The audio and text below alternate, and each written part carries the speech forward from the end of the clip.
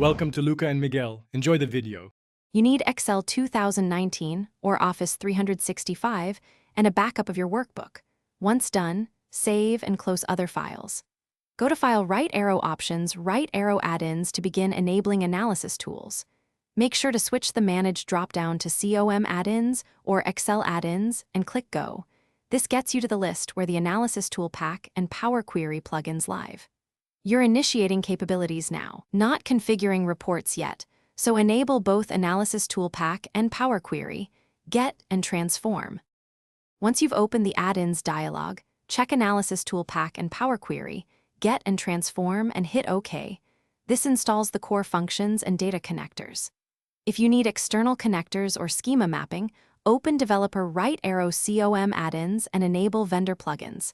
Make sure credentials are configured in Data Right Arrow Get Data. After enabling, restart Excel so each component registers. Once Excel reopens, verify data and data analysis entries are visible on the ribbons and ready to use. Now run a quick test.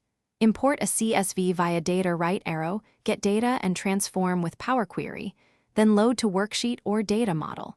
For statistical tasks, open Data Right Arrow Data Analysis and choose a test. Make sure to adjust privacy levels and credentials during imports so queries run smoothly. If the data analysis or get data options are missing after restart, go to File Right Arrow Options, Right Arrow Trust Center settings, and enable VBA/add-ins.